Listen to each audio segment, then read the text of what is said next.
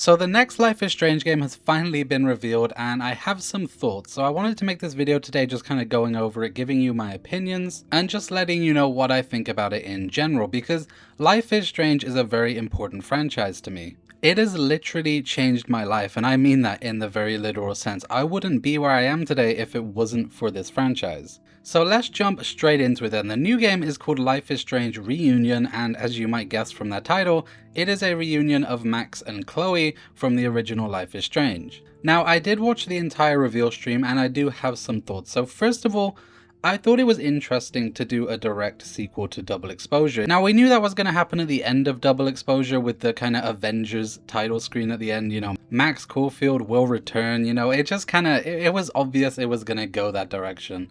But I just thought it was still kind of interesting to reuse all the same characters from that game, because I think a big part of these Life is Strange games is exploring and meeting these characters and learning things. We kind of already know all of the characters in this, so it kind of takes that element away from it. I don't think that's necessarily a bad thing.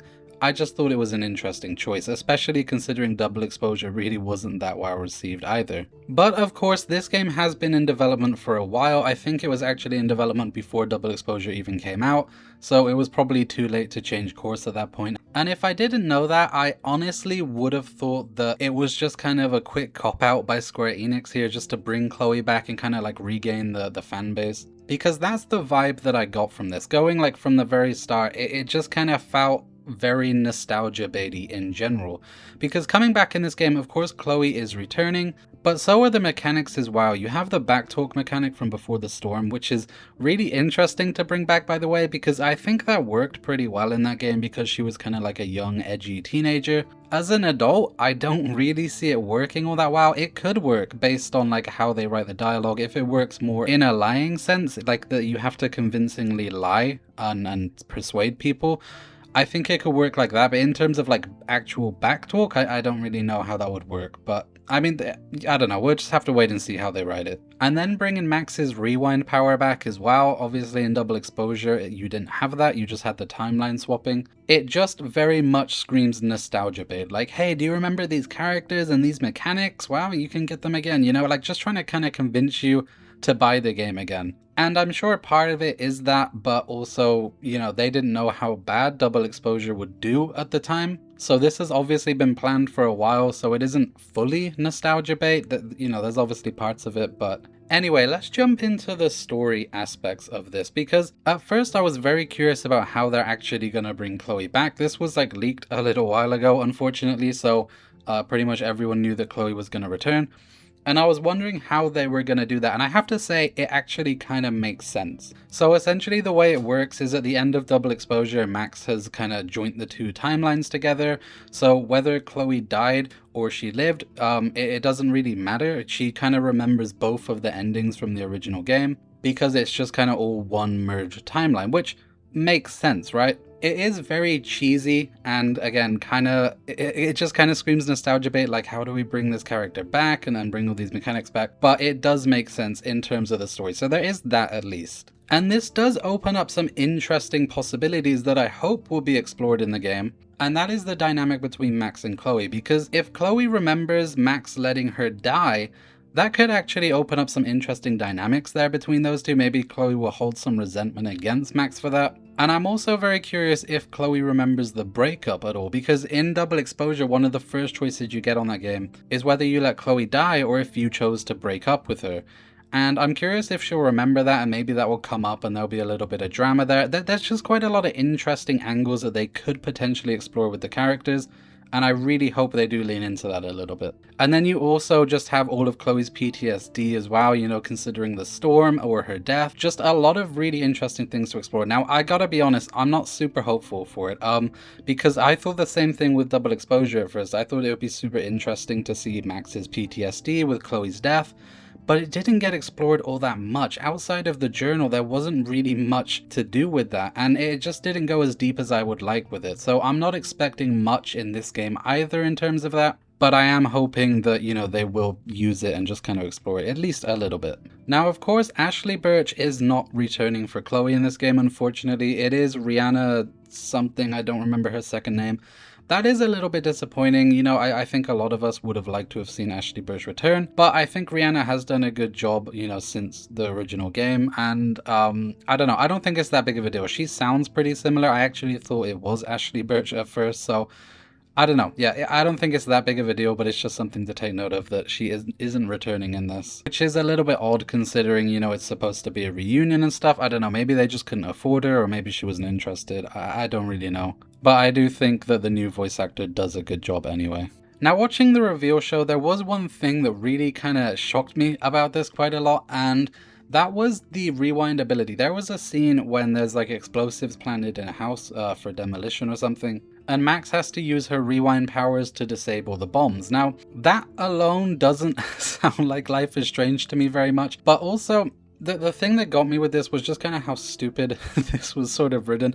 So basically, Max goes to defuse the bomb and she knocks over a shelf when she does it. So she has to rewind and then cut a different wire in a different place and then do that one last because she's going to knock over the shelf. Now, this was an issue in the first game as well, but why is she knocking over the shelf still? I mean, I don't really get it. If she's rewinding, can't she just do it and just be more careful to like not knock over the shelf? I don't know. I just thought it looked a little bit silly. Again, this was something that happened in the first game a lot as well. Max would like knock over boxes or something and you'd rewind and she'd just do it again and again and again. It's not really like a serious negative thing, it's just something funny that I noticed, and I don't know if it's a callback to the first game or if it's just, I don't know, I really don't know what it could be actually, but I just thought it was funny. Now, I do also want to talk about the pre-orders here, because this is something a bit more serious, and Square Enix are always pretty greedy. You know, in all of their games, they have like really scummy business practices. And I wasn't shocked to find out that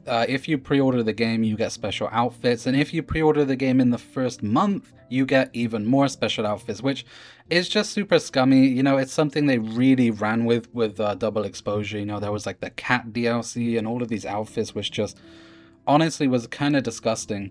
But interestingly here, the pre-order stuff isn't actually that bad. It's actually very reasonable. So first of all, the game price. So the game is only $40, which is really interesting to me. Double Exposure, for reference, was $50. So this game is actually $10 less than that one, which kind of, it either Double Exposure really did not do well, or this game is going to be a lot shorter than Double Exposure. But either way, it's just something super interesting that it is a lot cheaper. But also there is a deluxe edition, and this one is $50, and you actually get pretty good stuff with it. So it's it's almost like a real deluxe edition. It's crazy. So you get like a digital soundtrack, the art book, a documentary on like behind the scenes and how the game was made, and also a prequel comic as well, which is pretty neat. I mean, for $50, that isn't bad. That's the kind of stuff I want to see in deluxe editions, right? Not like early access to the game or outfits or any kind of bullshit like that. Like actually providing meaningful stuff outside of the game. Like that's cool. That's a really cool deluxe edition. And like I just said, there is no early access to this game either. It is all coming out on the same day, which I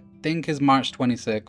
Which is just really nice to see, because that really annoyed me, especially with Life is Strange or like a narrative game like this. Like releasing early access to people who pay more was just really, really scummy. And I'm pretty sure all of the episodes come out at once as well, which is also just really nice. Now, unfortunately, that is pretty much all the information we have on the game so far.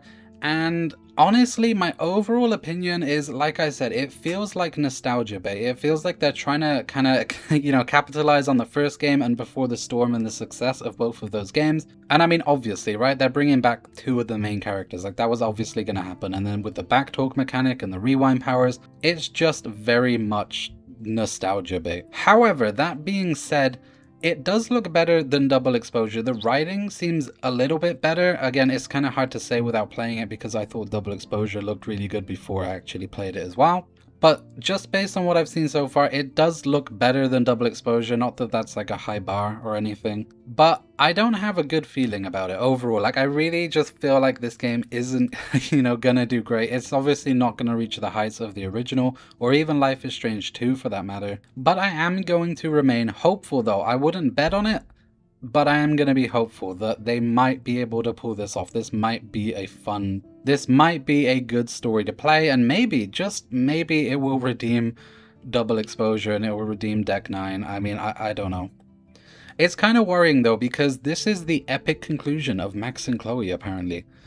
But it's also the epic conclusion of Deck 9 potentially, because if this game flops, if this doesn't do well, I can't see Deck 9 going on. I really think this is the make it or break it game for them, and like I said, just based on what I'm seeing, I don't see it, blowing anything out of the water. Best case scenario probably is that it's gonna be okay slash good, and maybe, just maybe, that will save them and be able to do one more project. But I don't know, this is really it. Like, this is Deck 9's last real attempt at a Life is Strange game, and maybe even Life is Strange in general. I mean, I don't know if the franchise is going to go on after this, if this game sucks. So yeah, factually, it just doesn't look great, but I am going to keep hoping. I am going to just try and stay optimistic. I'm going to play it and review it, of course. And to be completely real with you guys, it just isn't that serious anyway. I mean, like I said, Life is Strange is a very important franchise to me. It literally got me to where I am today. I wouldn't be here if it wasn't for this franchise. So, it really does mean a lot, and even I can sit here and say it just isn't really that big of a deal. Like, if this game sucks, it's not gonna kill the original, like, I can still go back and play that and experience it. It might kill the franchise, which would kind of suck, but I don't know. I mean, it's just a video game, right? Like, it looks fun, I always say that much. It looks fun. I don't know if it's gonna be super amazing in terms of writing and story and stuff,